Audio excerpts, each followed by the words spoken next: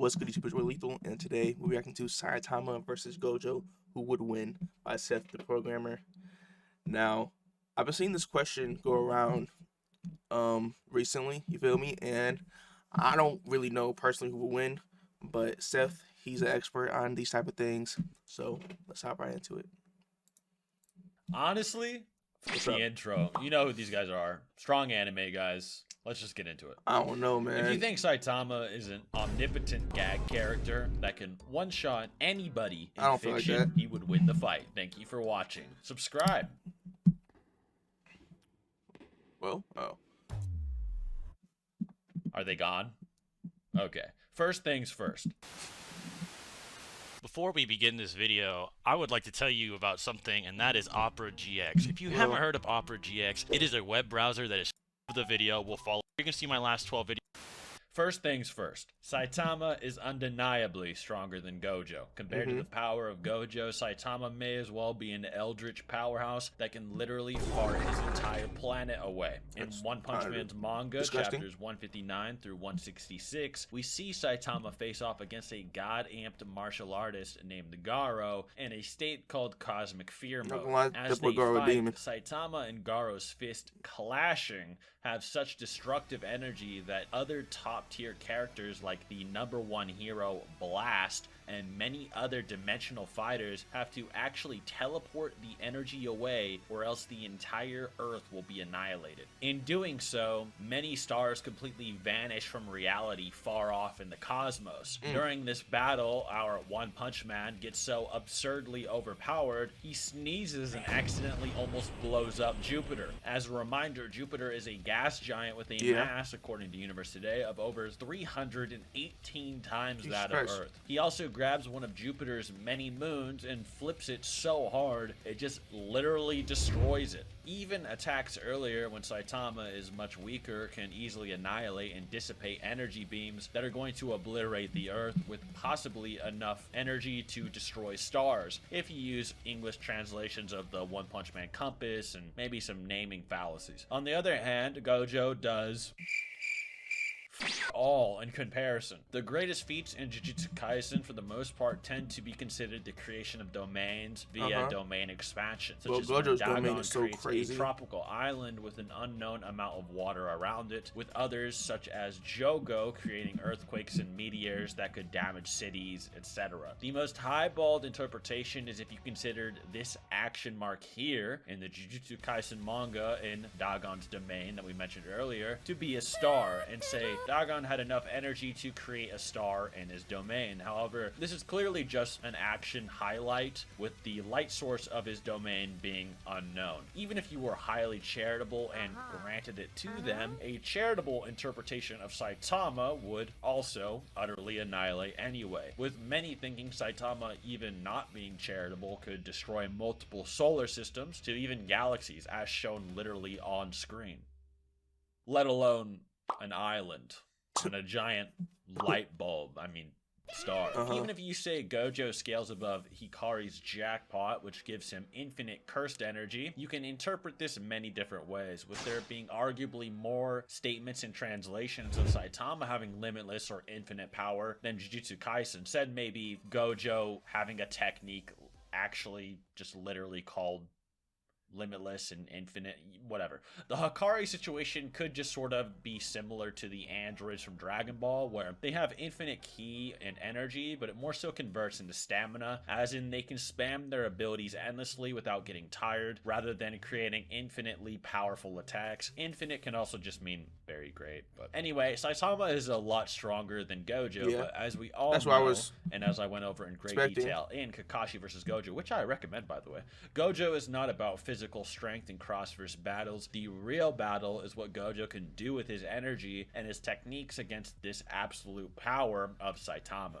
The main three abilities Gojo has that will be even up for discussion considering the sheer power gap here are 1. His Jujutsu technique Limitless, or his curse technique, and 2. Hollow Purple, which is sort of an extension of that Limitless technique, and 3. His domain expansion Unlimited Void. In every discussion of Gojo versus another character, one of the main reasons everyone immediately assumes Gojo is so overwhelmingly OP is due to the Limitless curse technique. Most discussions go from could he beat Gojo to could he even touch Gojo. In my last Gojo video, Gojo versus Kakashi, I gave a huge breakdown of Limitless featuring a large article from Jump Giga Summer 2021 where Shonen Jump themselves got a bunch of mathematicians and the JJK editor to break down how JJK and Gojo's abilities work in a lot of terms of in that numbers video. and mathematics and so forth. Well, I'm not going to give the same full breakdown for the sake of returning viewers. To sum it up, Gojo uses mathematics to create diverging numbers and distances between his opponent given a distance, and brings a universal concept known as infinity in between any two distances he desires, or at least up to a certain point. This makes it so that even a seemingly finite distance could have infinite points that some would have to traverse, which is brought up as Zeno's paradox. It would also function by rearranging points or numbers within a distance to make the distance ultimately different. Basically, he creates a space between he and his opponent that slows them and eventually stops them from ever reaching his body. In Jujutsu Kaisen 0, a character named Miguel explains red as a property of Limitless, or an extension of it, which is Gojo's ability to manipulate cursed energy on an atomic level to manipulate space, with the subbed movie of this actually stating it manipulates its space-time on an atomic level. This would also apply to purple, as purple is the combination of his red and blue curse techniques. Purple is described as creating a negative equation or hollow equation that basically creates an impossibility that removes whatever it touches. If purple works using Limitless, which is heavily implied, then it too would do this on an atomic to space-time level depending on what you would use. Now, the movie does say space-time, however, one important detail is that it also still says on an atomic level. So take that as you will.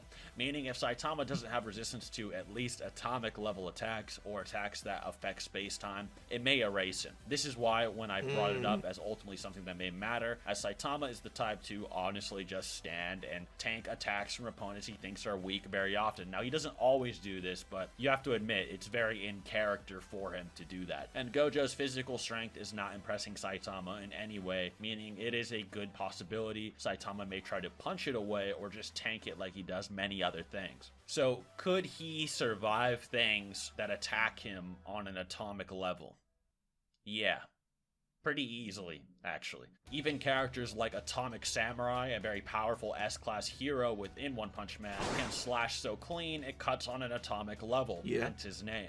And Atomic Samurai couldn't do a thing to Monster Garo in the webcomic, who, I'm not even joking, catches his atomic slash with 2 fingers and snaps the blade in half. The guidebooks then go into detail about Atomic Samurai being able to cut on an atomic level as well. However, these guidebooks are more for the manga, I guess, and this scene isn't in the manga, which is a bit different than the webcomic, but the webcomic doesn't really have a whole lot of information about it in guide form, so I'd say it's pretty reasonable to assume that is the intent of Atomic Samurai. One further thing that the guide says is that he's called Atomic Samurai literally due to his ability to attack with nuclear level strength and to slash on an atomic level. So if that's the whole point of his name, it would probably apply to the webcomic and Saitama as well. Saitama, even before getting serious, could handle Monster Garo pretty casually, so yeah, an attack that works on an atomic level I doubt is enough to just ignore his durability and just instantly kill him or something. This would only be for base normal Saitama as well, as he actually gets stronger, as many of you are aware of, in his fight against Cosmic Fear Garo, and in a few redraws of the One Punch Man manga. In his fight against Cosmic Fear Garo, he's able to pretty much kick away Garo's hyperspace portals, which are him literally just ripping open space and making portals in it via hyperspace, which is a space of more than 3 dimensions on Google. If you believe that time is the 4th dimension in question here, then he is manipulating more than obviously space-time. But if you believe it's talking about physical dimensions, then Garo may be opening up a level of reality Gojo couldn't even comprehend or perceive, and Saitama sort of just kicks them away. Garo also believes that he really can't do anything to Saitama at a certain point, and doesn't even consider opening up, say, a portal on Saitama's body like a Kakashi Kamui as a win con or anything that is possible after seeing him just kick one away. Saitama in the One Punch Man manga redraws is also introduced to a character named Phoenix Man, who is facing a high-level hero named Child Emperor. But the twist to this is they were fighting in another dimension, more specifically a spiritual dimension or an alternate space. Saitama just sort of punches into it.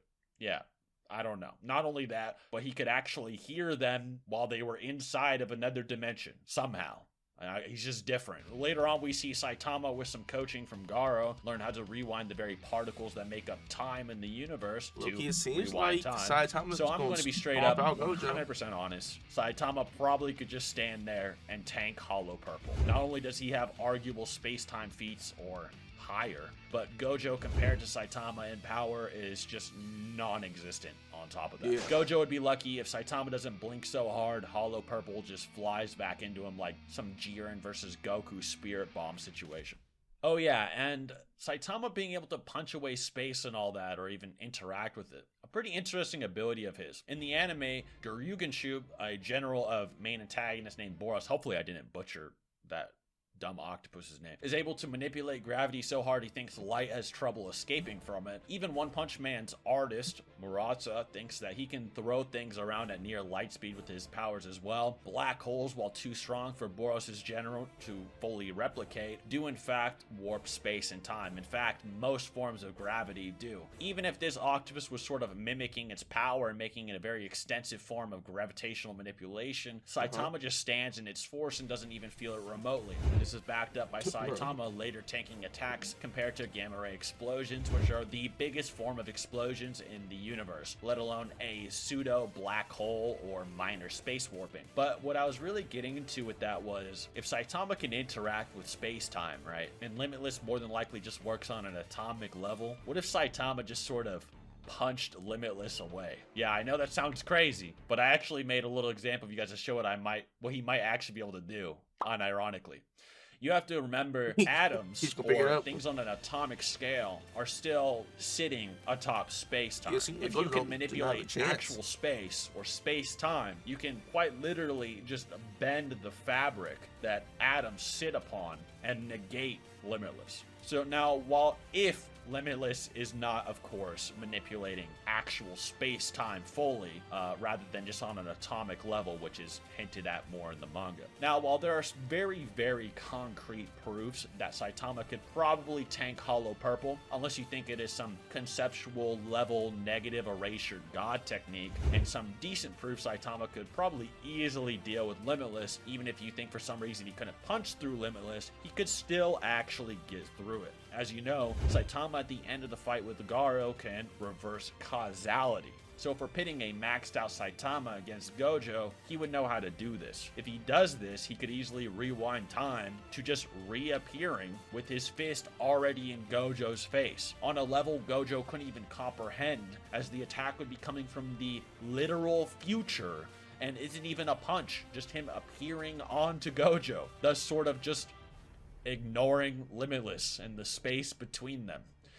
But that's a very plug your controller up Saitama's ass sort of situation that he may or may not ever even do. I think it would just be kind of way funnier and more in character for him to just throw Limitless away or something. Just my taste though. And yes, I'm aware Limitless is of course something that Gojo is constantly generating, but if it was to be negated or punched through, Gojo would then have to reactivate it, and of course Saitama is probably a lot faster than Gojo, which we'll get into soon. The final win con though, Gojo's number 3, Unlimited Void. This is where things can get quite sketchy. If it ever gets to this point, bloodlusted Saitama would blitz and annihilate Gojo before this technique was ever launched, to be quite honest. As you guys may know, many characters in One Punch Man can launch things at speeds faster than light, with Saitama straight up being able to zip around a moon in its almost entirety so fast that an explosion happening on it appears to not even move while he does it, which many have calculated to be much faster than the speed of light. Even characters Saitama flicked a rock at and killed with no expression could apparently throw things at him at near light speed, and he can catch those rocks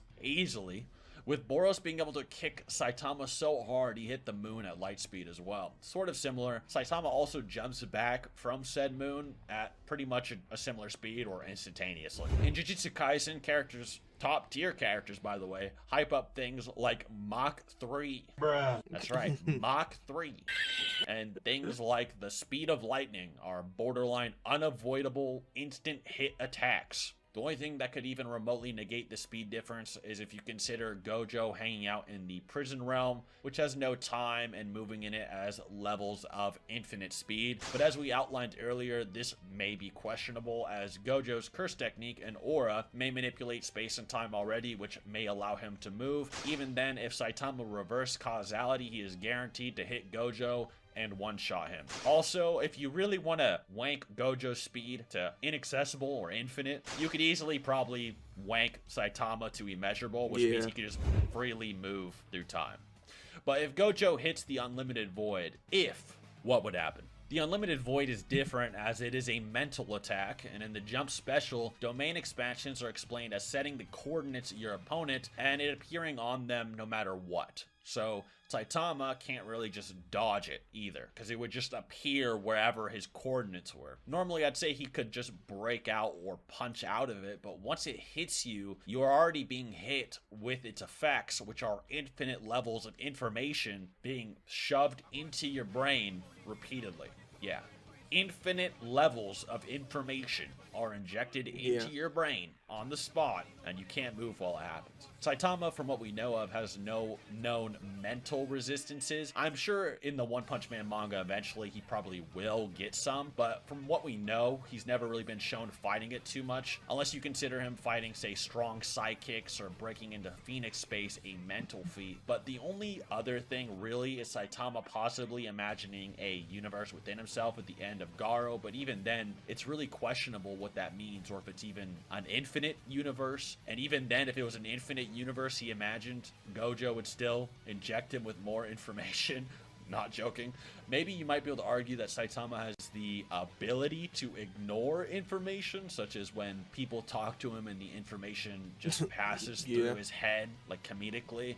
But that seems a little bit disingenuous, but hey, maybe. This ability would probably, not joking, fry Saitama's noggin based on the information we know, although I doubt in actuality it would. Whether the level of information would kill him or not is more debatable, but it could probably stop his movements, if at least briefly. If there's anything you guys think that Saitama has that could negate Unlimited Void, let me know. But otherwise, Unlimited Void isn't just infinite information, it's sort of multiple sets of infinite information. Everything in the universe repeated infinite times, every letter and everything, every sound, literally everything.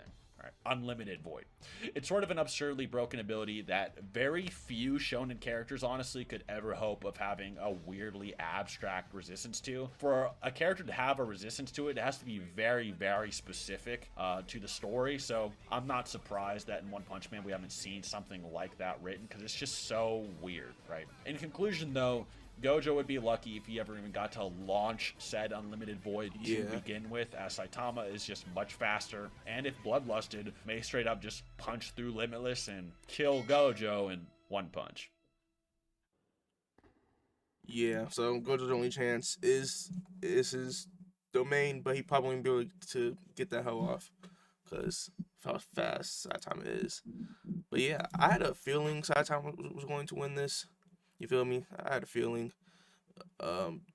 We haven't really seen anything like too crazy of a power feat or speed feat in Jujutsu Kaisen. So yeah, I had a feeling. You feel me? Saitama kicking away limits is pretty hilarious to think of. It's like it's a crazy thing. Biggest problem Gojo has in this fight is he literally can't hurt Saitama. Even Luminous Void just stalls him. He can't actually hurt him at all. Gojo would, for once in his life, learn what it's like to fight himself. Nah, you right though. Fire video, you feel me? Saitama versus Gojo. Saitama wins. He's still not being Goku though.